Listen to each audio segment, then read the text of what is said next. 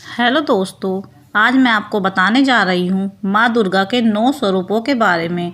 आइए जानते हैं माँ दुर्गा के 9 स्वरूपों के बारे में। नवरात्रि के प्रथम दिन माँ शैलपुत्री की पूजा की जाती है। माँ शैलपुत्री राजा हिमालय की पुत्री है, इसी कारण ये शैलपुत्री कहलाती हैं। ये वृक्ष पर विराजती है। इनके दाहिने हाथ में त्रिशूल तो बाएं हाथ में कमल है। सहज भाव से पूजन करने पर भक्तों को मनोवांछित फल प्रदान करती है। माँ शैलपुत्री देवी सती ने जब पूर्ण जन्म लिया तो शैलपुत्री के रूप में प्रकट हुई, इसलिए देवी के पहले स्वरूप के तौर पर माता शैलपुत्री की पूजा होती है। माता शैलपुत्री के मंदिर में नवरात्रि के पहले दिन भक्तों की भीड़ उमड़ती है। कहा जाता है कि यहाँ माँ शैलपुत्री खुद विराजमान हैं। कहा जाता है कि नवरात्रि के पहले दिन जो इनके मंदिर में दर्शन कर लेता है, उनकी सभी मनोकामनाएं पूर्ण हो जाती हैं। माँ शैलपुत्री की पौराणिक कथा के अनुसार पूर्व जन्म में माँ शैलपुत्री का नाम सती था, जो कि शिव की पत्नी थी। एक बार सती के पिता प्रजापति दक्ष ने एक यज्ञ करवाया और उसमें तमाम देवी देवताओं को शामिल होने का निमंत्रण भेजा। प्रजापति दक्ष ने सती और भगवान शिव को आमंत्रित नहीं किया, इसलिए भगवान शिव वहां नहीं जाना चाहते थे। भगवान शिव ने सती से कहा कि प्रजापति दक्ष ने उन्हें आमंत्रित नहीं किया है, इसलिए वहां जाना उचित नहीं है। लेकिन सती नहीं मानी और बार बार यज्ञ में जाने का आग्रह करती रही। ऐसे में शिव जी मान गए और उन्हें यज्ञ में जाने की अनुमति दे दी। सती जब अपने पिता प्रजापति दक्ष के यहाँ पहुंची तो उन्होंने देखा कि वहाँ ना तो कोई उनका आदर कर रहा है और ना ही प्रेम भाव से मेल मिलाप कर रहा है। स्वयं प्रजापति दक्ष ने भी उनका अपमान किया। सती ऐसा रवैया बर्दाश्त नहीं कर पाई और बहुत दुखी हो गई। इसके पश्चात सती ने ऐसा कदम उठाया जिसकी कल्पना स्वयं दक्ष प्रजापति भी नहीं किए थे। सती ने उसी यज्ञ में कूदकर आहुति दे दी और भस्म हो गई। जैसे ही भगवान शिव को यह बात पता चली, वे क्रोधित हो गए। उनके गुस्से की ज्वाला ने यज्ञ को ध्वस्त कर दिया। सती ने फिर हिमालय की पुत्री के रूप में जन्म लिया और वहाँ जन्म लेने की वजह से ही इनका नाम शैलपुत्री पड़ा। माँ ब्रह्मचारिणी द्वितीय स्वरूप हैं। इन्हें भगवान शिव को पति रूप में प्राप्त करने के लिए कठोर तप किया था, इसलिए इन्हें ब्रह्मचारिणी कहा जाता है।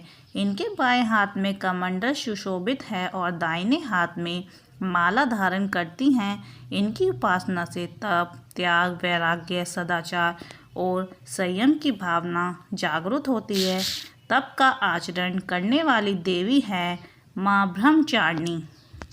ब्रह्मचारिणी का अर्थ है तप की चारिणी, यानी तप का आचरण करने वाली। ब्रह्मचारिणी देवी मंदिर में वैसे तो भक्त पूरे साल ही दर्शन के लिए आते हैं, लेकिन नवरात्रि में यहाँ दर्शन के लिए भक्तों की लाइन में लगकर अपनी बारी का इंतजार करना पड़ता है। नवरात्रि के दूसरे दिन तो यहाँ भक्तों का सैलाब उमड़ता है। ऐसी मान्यता है कि यहाँ सच्चे मन से पूजा अर्चना करने से भक्तों की मनोकामना पूरी होती है। ऐसा है माँ ब्रह्मचारिणी का स्वरूप। कहा जाता है कि माता पार्वती के हजारों साल कठोर तप करने पर उनके तपेश्वरी स्वरूप को ब्रह्मचारिणी के नाम से जाना गया। देवी ब्रह्मचारिणी साक्षात ब्रह्मा का स्वरूप हैं। वे इस लोक के समस्त चर और अचर जगत की विद्याओं की ज्ञाता हैं और सफ़ेद रंग के वस्त्र धारण करती हैं। माता के दाहिने हाथ में जप की माला और बाएं हाथ में कमंडल रहता है। माँ ब्रह्मचारिणी पवित्रता और शांति का प्रतीक मानी जाती हैं। पौराणिक कथाओं के अनुसार पूर्व जन्म में माँ ब्रह्मचारिणी ने हिमालय के घर पुत्री रूप में जन्म लिया था और नारद जी के उपदेश से भगवान शिव को पति रूप में प्राप्त करने के लिए घोर तपस्या की थी। इस कठिन तपस्या के कारण इन्हें तपशारिणी अर्थात ब्रह्मचारिणी नाम से जाना गया। 1000 वर्ष तक इन्होंने केवल फल फूल खाकर बिताए और 100 वर्षों तक केवल जमीन पर रहकर शाक पर निर्वाह किया। कुछ दिनों तक कठिन उपवास रखे और खुले आकाश के नीचे वर्षा और धूप के घोर कष्ट सहे। 3000 वर्षों तक टूटे हुए बिल्व पत्र खाए और भगवान शिव शंकर की आराधना करते रहे। इसके बाद तो उन्होंने सूखे बेलपत्र खाना भी छोड़ दिया। कई हजारों वर्षों तक निर्जल और निराकार रहकर तपस्या करती रही। पत्तों को खाना छोड़ देने के कारण ही इनका नाम अपर्णा नाम पड़ गया। कठिन तपस्या के कारण देवी का शरीर एकदम क्षीण हो गया। देवता, ऋषि, सिद्धगण, मुनि सभी ने ब्रह्मचारिणी की तपस्या को अभूतपूर्व पुण्य कृत्य बताया, सराहना की और कहा कि देवी तुम्हारी मनोकामना परिपूर्ण होगी और शिवजी जी तुम्हें पति स्वरूप में प्राप्त होंगे। नवरात्रि के तीसरे दिन माँ चंद्रघंटा की पूजा होती है। इनमें ब्रह्मा, विष्णु और महेश तीनों की शक्तियाँ समाहित हैं। इनके मस्तक पर अर्धचंद्र सुशोभित है, इसी कारण ये चंद्रघंटा कहलाती हैं। ये सिंह पर विराजती हैं। माँ चंद्रघंटा की आराधना से समस्त पापों से मिलती है मुक्ति। ऐसा है माता का स्वरूप। नवरात्रि के तीसरे दिन दुर्गा जी के तीसरे रूप चंद्रघंटा देवी के वंदन, पूजा और स्तवन करने का विधान है। इनके शरीर का रंग स्वर्ण के समान चमकीला और वाहन सिंह है। इस देवी के 10 हाथ माने गए हैं और ये कमल, धनुष, बाण, खड्ग, कमंडल, तलवार, त्रिशूल और गदा आदि जैसे अस्त्र और शस्त्र से सुसज्जित है। इनके कंठ में श्वेत पुष्प की माला और शीश पर रत्न जटित मुकुट है। माता चंद्रघंटा युद्ध की मुद्रा में विराजमान रहती हैं और साधना में मणिपुर चक्र को नियंत्रित करती हैं। पौराणिक कथा। माँ चंद्रघंटा को शांति का रूप मानते हैं। माता के मस्तक पर घंटे के आकार का आधा चंद्रमा चिन्हित है। यही कारण है कि माँ को चंद्रघंटा कहते हैं। माँ चंद्रघंटा की पूजा करने से न केवल रोगों से मुक्ति मिल सकती है, बल्कि माँ प्रसन्न होकर सभी कष्टों को हल लेती हैं। ऐसे में यदि आप तीसरे नवरात्रि व्रत रख रहे हैं तो माँ चंद्रघंटा की कथा के बारे में जानना बेहद अहम है। पौराणिक कथा के अनुसार माता दुर्गा ने माँ चंद्रघंटा का अवतार तब लिया था तब दैत्यों का आतंक बढ़ने लगा था। उस समय देवताओं से महिषासुर का भयंकर युद्ध चल रहा था। महिषासुर देवराज इंद्र का सिंहासन प्राप्त करना चाहता था। वह स्वर्गलोक पर राज करने की इच्छा पूरी करने के लिए यह युद्ध कर रहा था। जब देवताओं को इसकी इस इच्छा का पता चला तो वे परेशान हो गए और भगवान ब्रह्मा, विष्णु और महेश के सामने पहुँचे। ब्रह्मा, विष्णु और महेश ने देवताओं की बात सुन क्रोध प्रकट किया और क्रोध आने पर उन तीनों के मुख से ऊर्जा निकली। उस ऊर्जा से एक देवी अवतरित हुई। उस देवी को भगवान शंकर ने अपना त्रिशूल, भगवान विष्णु ने अपना चक्र, इंद्र ने अपना घंटा, सूर्य ने अपना तेज और तलवार व सिंह प्रदान किया। इसके बाद माँ चंद्रघंटा ने महिषासुर का वध किया। नवरात्रि के चौथे दिन माँ दुर्गा के चतुर स्वरूप माँ कुष्मांडा की पूजा की जाती है। माँ कुष्मांडा की 8 भुजाएं हैं। वे इनमें धनुष, बाण, कमल, अमृत, चक्र, गदा और कमंडल धारण करती हैं। माँ के 8वें हाथ में माला सुशोभित रहती है। सृष्टि की उत्पत्ति करने के कारण इन्हें आदिशक्ति नाम से भी जाना जाता है। माँ कुष्मांडा सिंह पर सवार है। आदिशक्ति के नाम से प्रख्यात है माँ कुष्मांडा। माँ कुष्मांडा की उपासना से सिद्धियों, निधियों की प्राप्ति के साथ समस्त रोग, शोक दूर होते हैं और आयु व यश में वृद्धि होती है। नवरात्रि पर्व पर इनके मंदिर में मेला लगता है।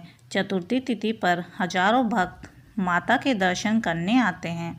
मनोकामना पूरी होने पर मैया को चुनरी, ध्वजा, नारियल और घंटा चढ़ाने के साथ ही भीगे चने अर्पण करते हैं। माँ कुष्मांडा का स्वरूप। माँ कुष्मांडा की 8 भुजाएं हैं, इसलिए इन्हें अष्टभुजा भी कहा जाता है। इनके 7 हाथों में क्रमश, कमंडल, धनुष, बाण, कमल पुष्प, अमृतपूर्ण कलश, चक्र तथा गदा है।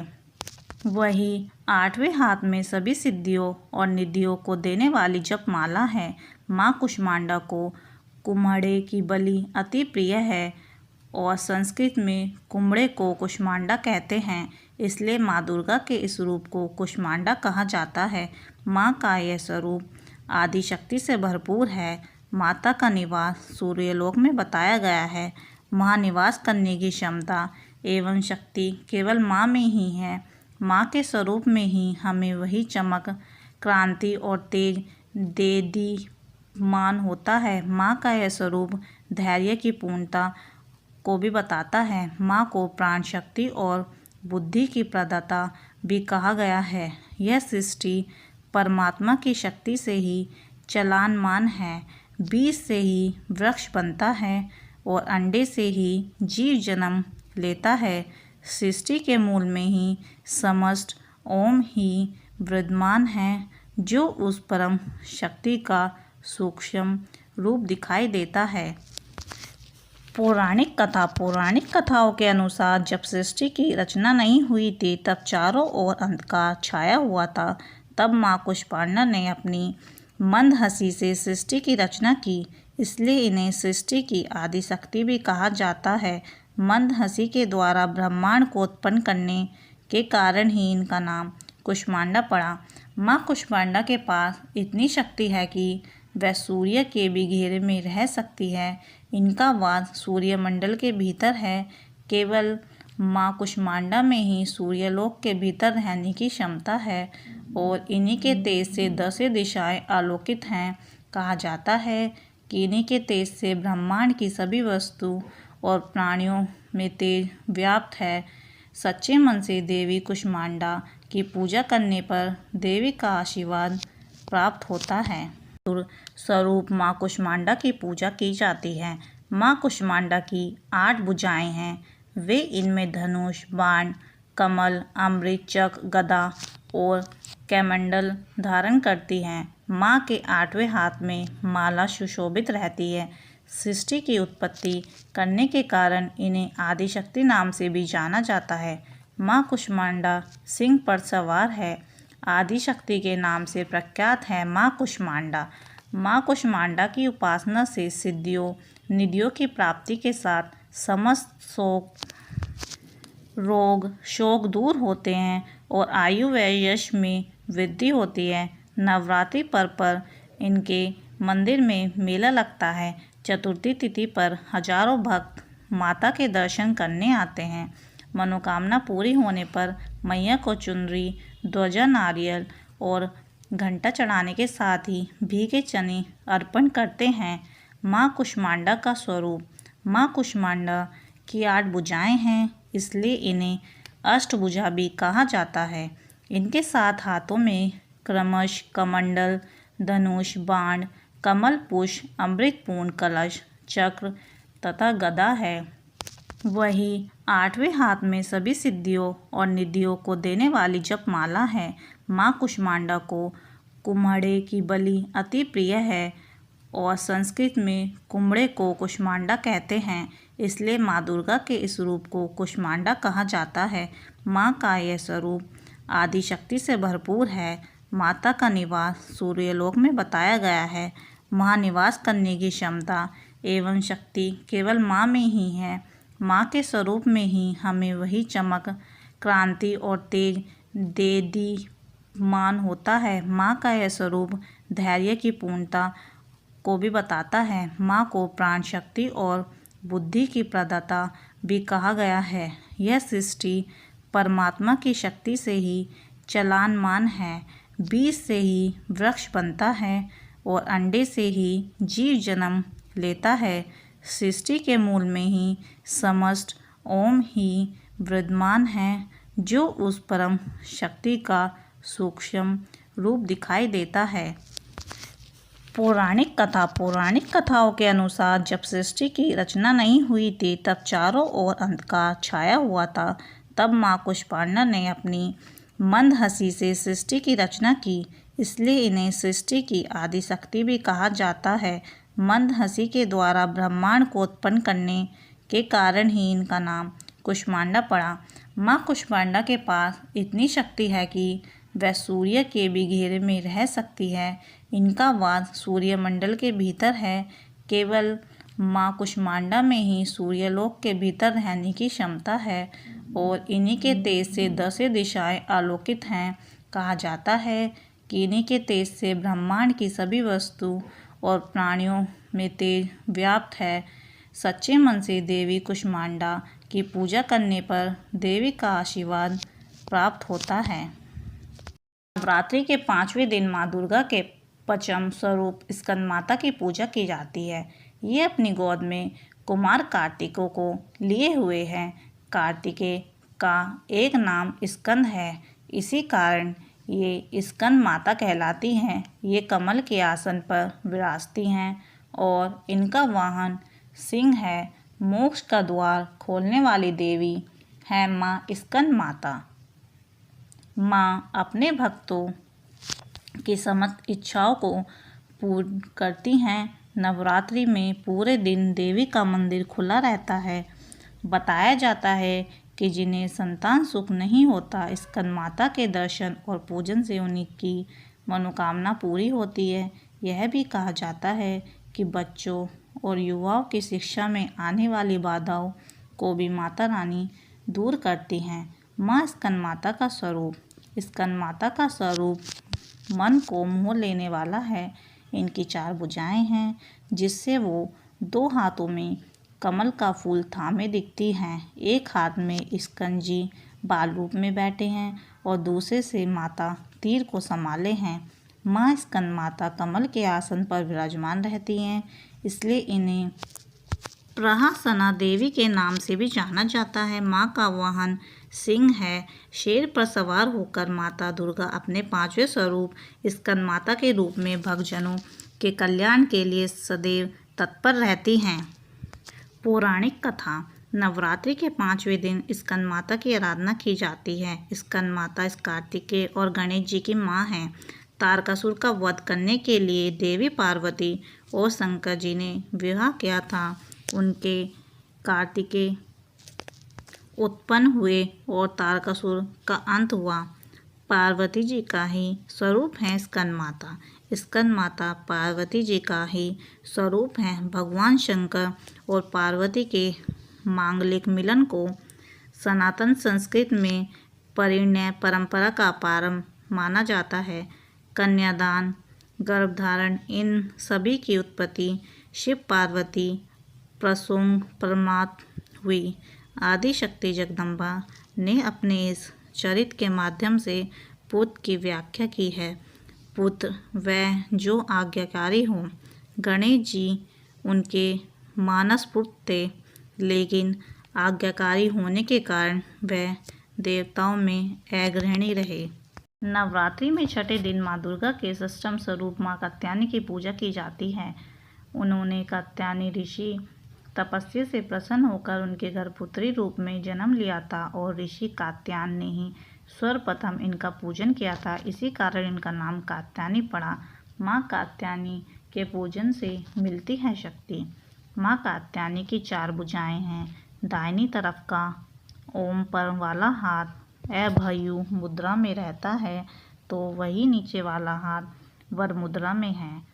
एक हाथ में माँ तलवार धारण करती है, तो दूसरे हाथ में कमल सुशोभित है। इनके पूजन से अद्भुत शक्ति का संचार होता है। कात्यायनी साधक को दुश्मनों का संहार करने में सक्षम बनाती हैं। पौराणिक कथाओं के अनुसार देव ऋषि कात्यायन माँ के परम उपासक थे। माँ दुर्गा की कृपा पाने के लिए एक बार देव ऋषि कात्यायन ने माँ को कठोर तपस्या की ऋषि की तपस्या से प्रसन्न होकर माँ प्रकट हो बोली, बस जो वर मांगना चाहते हो मांगो। माँ के इतने कहते ही देव ऋषि ने माँ भगवती से वर मांगा और कहा कि माँ आप मेरे घर पुत्री के रूप में जन्म लें। देव ऋषि की बात सुनकर माँ ने उन्हें वर पूरे होने का वरदान दिया।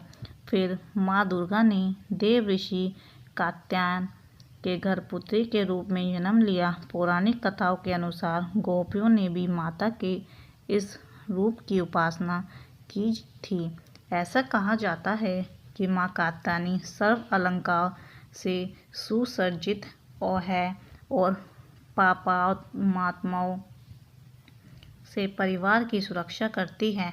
माँ जब एक परिवार का सर्जन करती है, उसका पालन करती है, तो हर प्रकार की बुराइयों से अपने परिवार को सुरक्षित रखने की जिम्मेदारी भी खुद भी समझती है। वह चाहती है कि आज जो हमारे समाज में दूषित वातावरण है, वे अपने परिवार के सदस्यों को उससे दूर रखे। उसके लिए वो हर रात से उनको प्रोटेक्ट करती है, उन्हें संभालने के लिए स्वयं को तैयार करती है। दृढ़ता की शक्ति को अपनाकर आत्मविश्वास के साथ परिवार के सदस्यों में भी अगर कोई प्रकार की निराशा हो, उदासी आए, उसको वो दूर करने के लिए वो हर रतन करती है। ऐसी ही है माँ कात्यायनी। सातवें स्वरूप को कालरात्रि कहा जाता है। नवरात्रि में सप्तमी तिथि को इनकी आराधना की जाती है। इनका स्वरूप देखने में प्रचंड है, लेकिन ये अपने भक्तों के सदैव शुभ फल प्रदान करती हैं। माँ कालरात्रि की पूजा से दूर होता है अकाल मृत्यु का भय।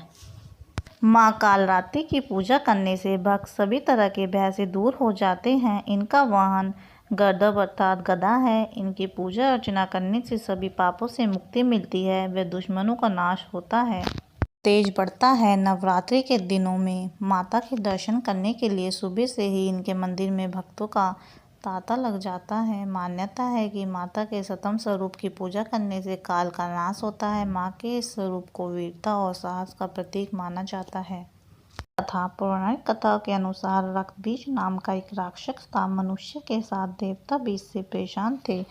रक्तबीज दानव की विशेषता यह भी थी कि जैसे ही उसके रक्त की बूंद धरती पर गिरती थी, तो उसके जैसा एक और दानव बन जाता था। इस राक्षस से परेशान होकर समस्या का हल जानने सभी देवता भगवान शिव के पास पहुँचे।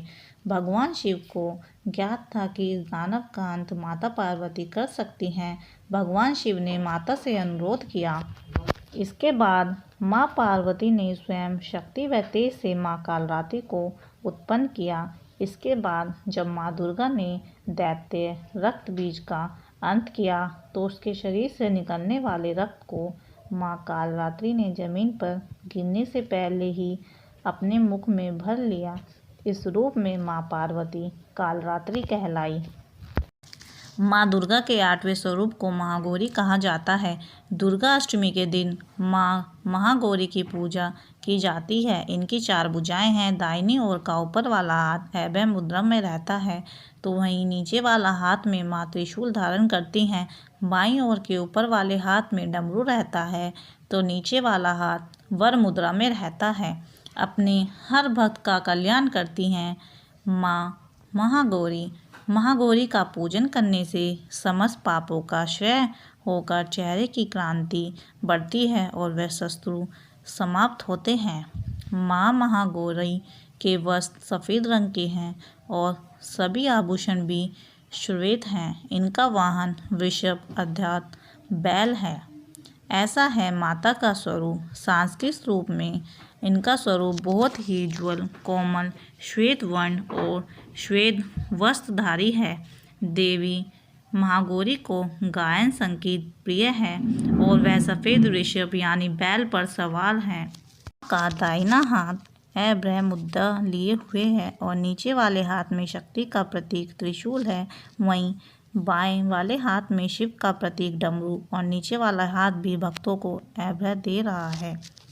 माँ के हाथ डमरू होने के कारण इनको शिवा भी कहा जाता है। माँ का यह स्वरूप बेहद शांत और दृष्टिगत है। इनकी पूजा करने से सभी पाप नष्ट हो जाते हैं। पुराणों के अनुसार माँ गौरी को 8 साल की उम्र में ही अपने पूर्व जन्म की घटनाओं का आभास होने लग गया था।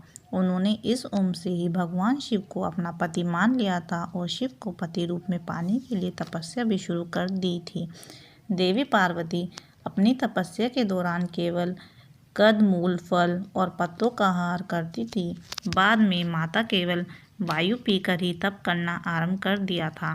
तपस्या से माता पार्वती को महान गौरव प्राप्त हुआ है और इससे उनका नाम महागौरी पड़ा। माता की तपस्या से प्रसन्न होकर भगवान शिव ने उनको गंगा में स्नान करने के लिए कहा। जिस समय माता पार्वती गंगा में स्नान करने गई तब देवी श्यामवर्ण के साथ प्रकट हुई, जो कौशिकी कहलाई और एक स्वरूप उज्ज्वल चंद्र के समान प्रकट हुआ, जो महागौरी कहलाई। महागौरी अपने हर भक्त का कल्याण करती हैं और उनको सभी समस्याओं से मुक्ति दिलाती हैं। माँ महागौरी की पूजा से जागृत होता है सोमचक्र। देवी भागवत पुराण में बताया गया है कि माँ के 9 रूपों और 10 महाविद्या सभी आदिशक्ति के अंश और स्वरूप हैं, लेकिन महादेव के साथ उनकी अर्धांगिनी के रूप में महागौरी हमेशा विराजमान रहती है। माँ दुर्गा के इस स्वरूप की पूजा करने से सोमचक्र जागृत होता है और इनकी कृपा से हर असंभव कार्य पूर्ण हो जाते हैं। ज़्यादातर घरों में इस दिन कन्या पूजन किया जाता है और कुछ लोग नवमी के दिन पूजा अर्चन करने के बाद कन्या पूजन करते हैं। ने किया था गौर वर्ण प्राप्त। माँ गौरी ने अपनी तपस्या से गौर वर्ण प्राप्त किया था। उत्पत्ति के समय यह 8 वर्ष की थी, इसलिए इन्हें नवरात्रि के 8वें दिन पूजा जाता है। अपने भक्तों के लिए यह अन्नपूर्णा स्वरूप हैं।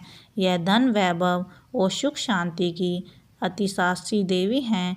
इस दिन दुर्गा सप्तमी के मध्यम चरित्र का पाठ करना विशेष फलदायी माना जाता है। जो लोग नवरात्रि के 9 दिन व्रत नहीं रख पाते हैं, वह पड़वा और अष्टमी के दिन व्रत रखते हैं और नवमी के दिन कन्या पूजन करते हैं। पहले और 8वें दिन का व्रत करने से भी पूरे 9 दिन के व्रत का फल मिलता है। नवरात्रि में नवमी तिथि को माँ दुर्गा के 9वें स्वरूप माँ सिद्धिदात्री का पूजन किया जाता है। ये कमल के फूल पर विराजती हैं और सिंह इनका वाहन है। माँ सिद्धिदात्री की पूजा और कृपा से प्राप्त कर सकते हैं 8 सिद्धियाँ: अणिमा, महिमा, गारिमा, लघिमा, प्राप्ति, पाकाम्य, ईश्वित्य और विश्वत्य नामक 8 सिद्धियाँ बताई गई हैं। मान्यता है कि ये 8 सिद्धियाँ माँ सिद्धिदात्री की पूजा और कृपा से प्राप्त की जा सकती है। पौराणिक कथा के अनुसार भगवान शिव ने माँ सिद्धिदात्री की तपस्या करके उनसे सिद्धियाँ प्राप्त की थी। माँ की कृपा से उनका आधा शरीर नारी का और आधा पुरुष का हो गया था, जिससे वे अर्धनारीश्वर कहलाई। माँ दुर्गा का ये अत्यंत शक्तिशाली स्वरूप है। देवी दुर्गा का यह स्वरूप सभी देवी देवताओं के तेज से प्रकट हुआ है। माता की पूजा करने वालों को अणिमा, महिमा, गरिमा, लघिमा, प्राप्ति, पाकाम्य, ईश्वित और वास्तव नामक सिद्धियों को प्राप्ति हो सकती है। गंधर्व, देवता, यक्ष और असुर सभी माँ की आराधना करते हैं। इन सिद्धियों को प्राप्त करने वाले पूरे ब्रह्मांड पर विजय प्राप्त करने की शक्ति आ जाती है। सृष्टि में उसके लिए कुछ भी शेष नहीं रह जाता। माँ सरस्वती का स्वरूप है माँ सिद्धिदात्री। माँ सिद्धिदात्री को विद्या की देवी माँ सरस्वती का स्वरूप माना जाता है। नवरात्रि में जिन देवियों की अलग अलग स्वरूपों की पूजा की जाती है, उनमें माँ सिद्धिदात्री को सबसे महत्वपूर्ण माना गया है। इन्हें संपूर्णता की देवी भी कह सकते हैं। वैसे तो माँ सिद्धिदात्री की पूजा कभी भी की जा सकती है, लेकिन नवरात्रि के 9वें दिन को श्रेष्ठ माना गया है। इस दिन विधि विधान और पूरी निष्ठा से इनकी पूजा करने वाले भक्तों को सभी सिद्धियाँ प्राप्त होती हैं। दुनिया में कुछ भी उनके लिए असंभव नहीं रहता। माँ की कृपा से साधक में सभी क्षेत्रों में विजय प्राप्त करने के लिए सामर्थ्य आ जाती है। कहा जाता है कि साधारण मनुष्य के अलावा ऋषि, मुनि और देवता भी हर काम में सफलता प्राप्त करने के लिए माँ सिद्धिदात्री की पूजा साधन करते हैं। माँ सिद्धिदात्री की साधना से लोगों को भी सभी भौतिक और आध्यात्मिक मनोकामना पूर्ण होती है। इनकी पूजा और उपासना विद्यार्थियों के लिए बहुत ही लाभकारी बताई जाती है। सभी विद्या में सफलता और श्रेष्ठता प्राप्त करने के लिए माँ सिद्धिदात्री का आशीर्वाद अत्यंत आवश्यक होता है। वेद पुराणों में माँ की महिमा का वर्णन वेद पुराणों और शास्त्रों में माँ की महिमा का वर्णन किया गया है। मार्कंडेय पुराण में माँ की महिमा का गुणगान विशेषकर है। मार्कंडेय पुराण में माँ को अष्टसिद्धि भी कहा जाता है। वीडियो को लाइक करें, शेयर करें और कमेंट करें।